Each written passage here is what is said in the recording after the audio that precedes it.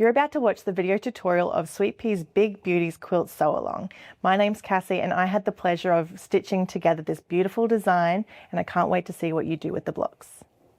Place batting 1 on top of the hoop and stitch it down.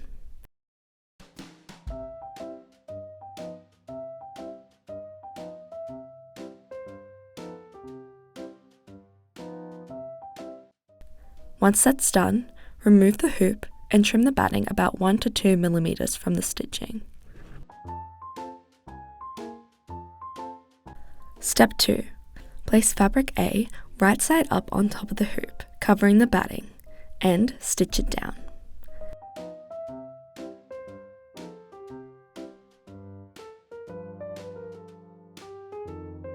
Then, we will stitch the placement line for the first set of petals on the bottom flower.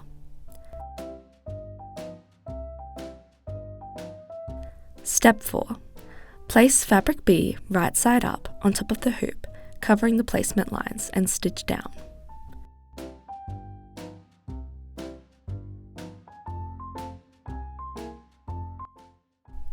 Remove the hoop and trim fabric B about 1 to 2 millimeters from the stitching.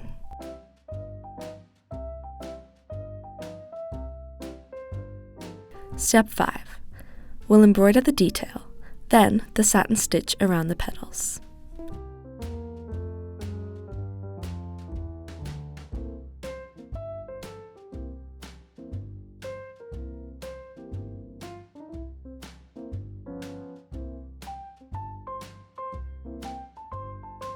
We will repeat the applique process for the second set of petals using fabric C.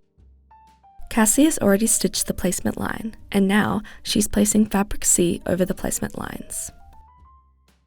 Note that she's placed a piece of calico behind fabric C to help reduce the background color bleeding through. Trim.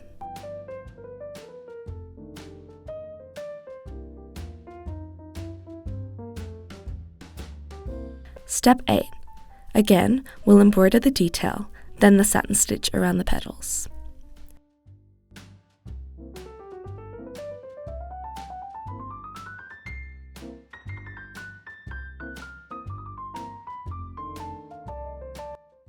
Step 9.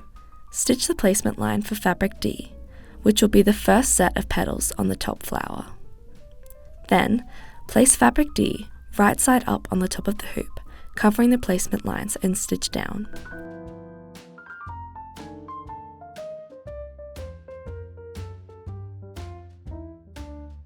Trim.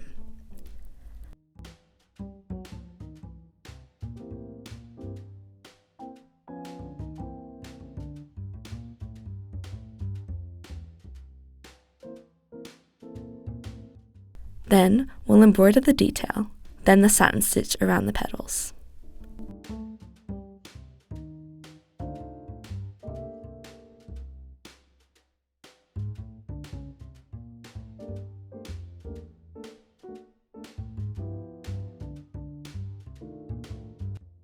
Steps 12 and 13.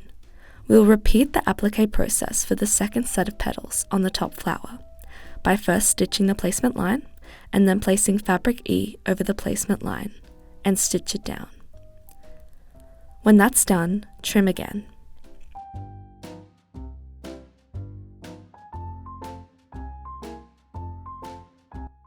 Step 14. Embroider the detail and the satin stitch around the petals.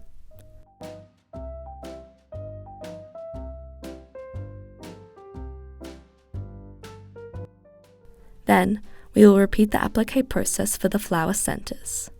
Stitch the placement lines, and then stitch down a piece of fabric large enough to cover the placement lines. Trim them back.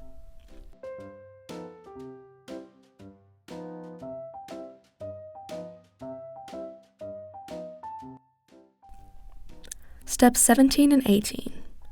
We will first embroider the satin stitch around the flower centers. Then, the center detail.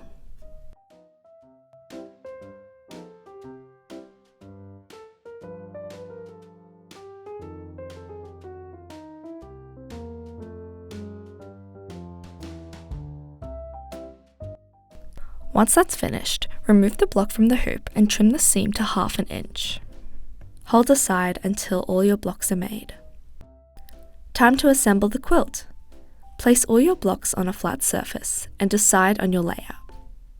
When you're ready, we will join the blocks into rows. Place your first 2 blocks right sides together, as Cassie is pointing out the seams we're stitching. Pin your blocks together.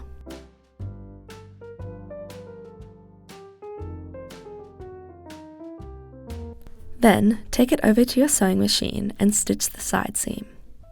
You're aiming just inside the outer border line already stitched on the back of the blocks. There's your first seam done.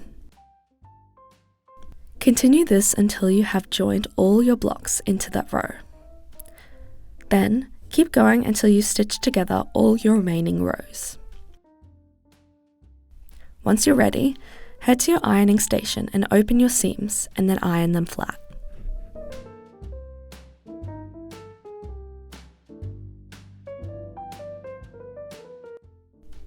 Next, we will join the horizontal rows together. Cassie's pointing out the horizontal seam that she'll be stitching. Place the first 2 rows right sides together, then pin them to each other.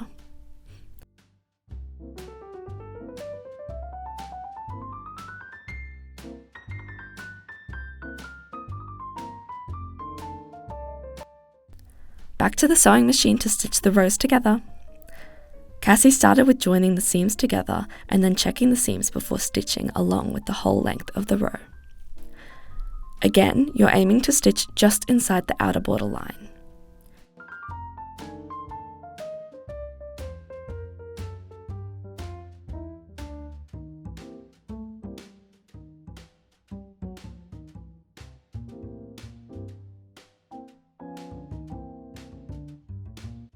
Repeat this until you've joined all horizontal rows together.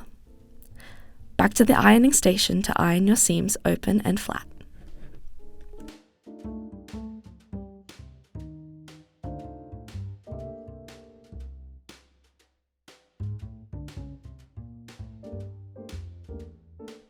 For this quilt, we will be using the backing binding method. Place your backing binding fabric wrong side up. Then your sewn quilt right side up on top of your fabric. Cassie has opted to spray them together with 505 and pinning them together.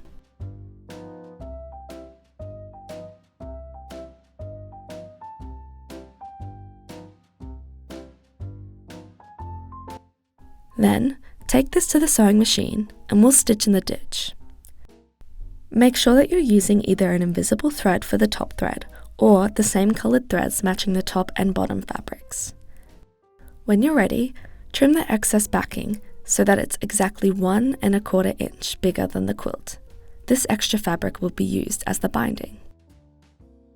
Let's head back to the ironing station. Start on any side and we'll fold and iron the backing fabric. Then fold in half again, clipping your fold as you go. Make sure that the second fold sits just over the seam stitching on your quilt. Continue pinning until you reach your first corner, and we will make a mitered corner. Turn your binding in at the corner like what Cassie is doing. Then continue folding the same way like before, ironing as you go. You will get to a corner in your second fold. Iron, then clip or pin the corner in place. Continue folding, ironing and clipping all around your quilt.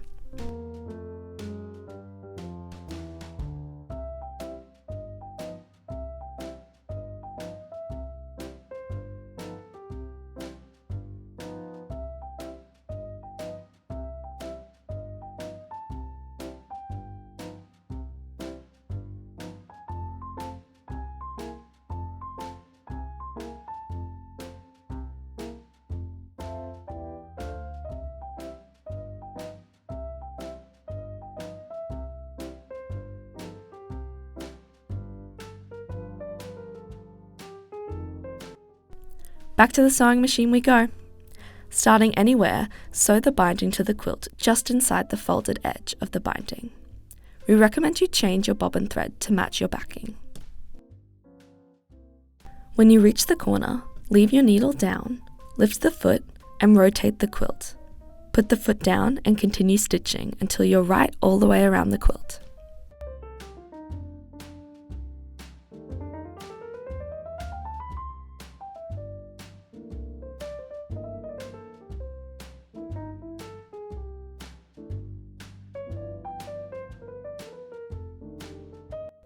Once you're done stitching, give your quilt a final press, and hooray! You've made your own Big Beauties quilt. Thank you so much for watching our video tutorial on the Big Beauties quilt. I hope it has inspired you to create your own quilt, and I can't wait to see what you all create. You can grab the Big Beauties quilt on our website at swpea.com and find the link for the Sew Along Facebook group in the link below.